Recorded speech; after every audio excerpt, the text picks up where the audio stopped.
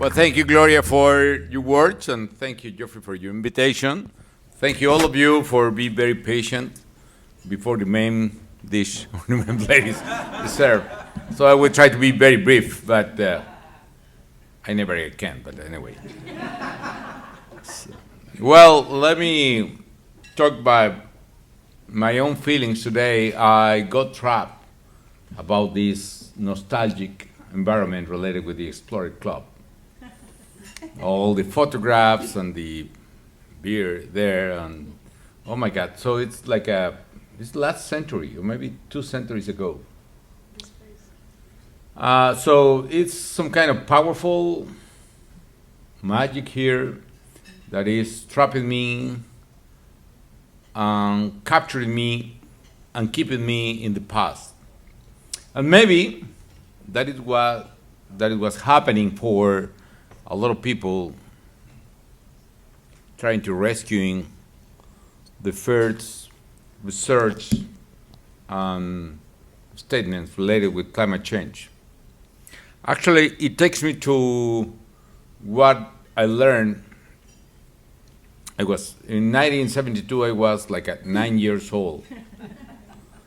But however, my father was already talking about acid rain, melting poles, things like that. Actually, my father was suffering some kind of circulatory disease.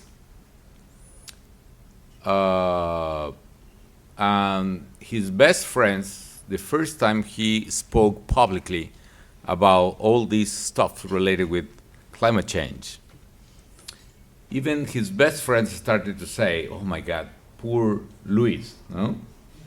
He's getting very sick. He's getting crazy about his circulatory diseases. So, poor guy. But I remember very well that from the 70s, I listened from him, who I admire very much, all the things was going to happen to the world. And since then, I got a commitment to fight and to work for the future. And actually, it takes me to the comment I want to talk with you. Don't allow yourself to get trapped about the past. Don't allow yourself to get trapped about nostalgia. Actually, it doesn't work very much. You can see this building and the pictures.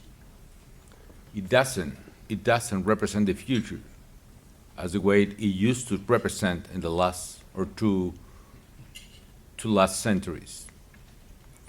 So what I encourage all of you is we need to redesign the rhetoric, the narrative about the world. We are not exploring the world as it used to be 2 centuries ago. We are trying to rescue the planet and try to bring it to the new generations in a different way, in a better one. We are all, I suppose, or some of us, very excited about the speeches of this young lady of 16 years old, Greta. There is a huge controversy about if she was overreacting or not, or whatever. Oh my God, come on, it's 16 years old. But what is clear is we need to switch our narrative about the world and climate change and environmental problems. We need to switch from talking about the past and what we got in the past and what we were looking in the past for, and start to talk about the future we are wanting for the new generations. We need to talk loudly about how is going to be the world we are looking for. And that future would be promising. It's promising. It's exactly a world in which any human being will fit. That's the kind of world we are looking for. And the narrative is about the future, not about the past. The narrative is about hope, not about fears.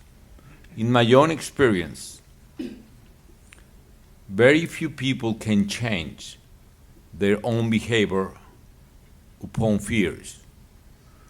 We are insisting to provoke fears in the people. Fears about reality. Yes, we are right. Climate change is going to destroy our civilization sooner or later. But people don't move by themselves upon the feeling of fears. It is better to talk about hope. I wonder how radical we need to be in order to mobilize millions, hundreds or thousands of million people in the world. I believe instead that being radical is not mobilizing too many people, too much people. So being radical, we need to be very persuasive. And the only way to do that is talking about the future and talking about the hope, mobilizing hope of the people. So my message tonight is, let's think about what were the motives that mobilized these brilliant, extraordinary people that belong to this Explorer Club in New York. They were looking for some kind of future. They have some kind of honest curiosity about the future, about the reality, about the civilization. So we need to have the very same curiosity about our own civilization. And that won't be in the very far North Pole, which is not far anymore. Actually, it's not going to be there anymore. Our future will be in the kind of civilization we will be able to build. And we will be able to persuade decision makers and politicians and businessmen if we are able to describe the kind of future the humankind needs. And we can do that. We definitely can do that. We are late on that, definitely. I'm trying to avoid my own skeptical feelings about the future, but in any case, we are building and we are scaling up the probabilities to have a better future. And I believe we are going to be even able to see it, not only to build it. So, switch the narrative. Talk about the future, not the past. Talk about the hopes, not the fears. Talk about what a human being is able to do in a positive way, and not about the stupidities we are able to do and everybody knows very well. So, rebuild, refresh, restart, again, our own speech, our own strategy.